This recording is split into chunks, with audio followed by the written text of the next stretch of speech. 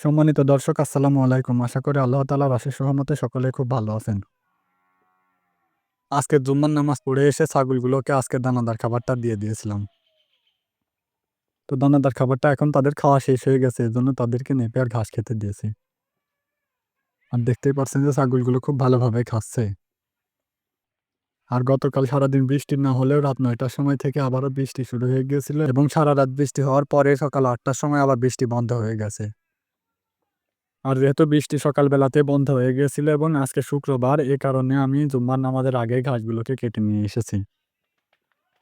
ছাগলগুলোকে খেতে দেওয়া বেশ কিছুক্ষণ হয়ে গেছে। এজন্য আমি ছাগলের ঘাসগুলো পরিবর্তন করে আবারও তাদেরকে নতুন ঘাস খেতে দেব। আর যে উচ্ছিষ্ট ঘাসগুলো পড়ে রয়েছে এগুলোকে নিয়ে গিয়ে গরুকে দেব।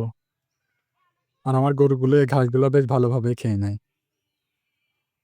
আর এখন দেখতেই পারছেন যে আমি সেই ঘাসগুলোকে এনে গরুর চারির মধ্যে ঢেলে দিয়েছি। গরু কত সুন্দরভাবে ঘাসগুলো খেয়ে নিচ্ছে। তবে আমার এই গরু ২ টা যদি গাভী গরু না হয়ে ষাঁড় গরু হতো তাহলে কোনোভাবে এই ঘাসগুলোকে খেত না। কারণ ষাঁড় গরু খুবই খাবার নষ্ট করে। গরুগুলোকে ওই ঘাসগুলো দিয়ে আবার ছাগলগুলোকে আমি নতুন করে ঘাস খেতে দিয়েছি। এখন ছাগলগুলো এই ঘাসগুলো খেতে থাকবে, আবার কিছুক্ষণ পরে এসে পরিবর্তন করে তাদেরকে নতুন ঘাস খেতে দেব। আর পড়ে থাকা উচ্ছিষ্ট ঘাসগুলোকে নিয়ে গিয়ে আবারও গরুকে দিয়ে দেব। বিকেলবেলায় ছাগলগুলোকে আবারও ঘাস খেতে দিয়েছি। আর যদিও এখন বিকেলবেলা, কিন্তু আকাশ মেঘাচ্ছন্ন থাকার কারণে মনে হচ্ছে সন্ধ্যা হয়ে এসেছে। আর গত ২ দিন আগে একটা ভিডিওতে দেখিয়েছিলাম যে আমার একটা ছাগলের বাচ্চা হয়েছে। সে বাচ্চাটাকে আমি সবসময় বাড়ির মধ্যেই রাখছি। বাচ্চাটা এখন দেখতেই পাচ্ছেন যে শুয়ে রয়েছে। তো বাচ্চাটা খুবই চঞ্চল এবং কিউট। আপনারা ভিডিওতে একটা জিনিস লক্ষ্য করেছেন যে ছাগলের বাইরে থাকার জায়গাটা ভিজে স্যাঁতসেঁতে হয়ে রয়েছে। এই কারণে ছাগলের বাচ্চাটিকে আমি তার মায়ের কাছে রাখতে পারছি না। এর কারণ হলো, এখন যদি আমি বাচ্চাটিকে ওই স্যাঁতসেঁতে জায়গার মধ্যে রাখি তাহলে বাচ্চাটি ঠান্ডা লেগে নিউমোনিয়া ধরে যেতে পারে। এজন্য যতদিন বৃষ্টি না যাচ্ছে ততদিন ছাগলের বাচ্চাটা সবসময় বাড়ির মধ্যেই থাকবে। তবে আমি বেশ কিছুক্ষণ পর পরে নিয়ে গিয়ে ছাগলের বাচ্চাটিকে দুধ খাইয়ে আনছি। কিন্তু এভাবে রাখার চাইতে ছাগলের বাচ্চাকে তার মায়ের কাছে ছেড়ে রাখলেই ভালো হয়। কারণ ছাগলের বাচ্চাটি যখন খুশি তখন দুধ খেতে পারে।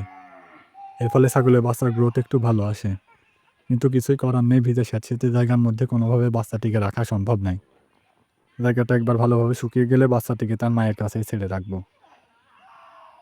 তবে বাচ্চাকে সবসময় তার মায়ের কাছে ছেড়ে রাখলেও রাতের বেলায় ছেড়ে রাখাটা উচিত নয়।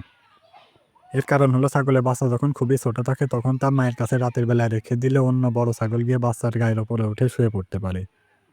এই কারণে আমি আমার ছাগলের বাচ্চা যে কোনো সিজনেই হোক না কেন সবসময় ঘরে রাখার চেষ্টা করি। আর বেশ কিছুদিন বয়স হয়ে গেলে তাকে আবার মায়ের কাছে ছেড়ে রাখি।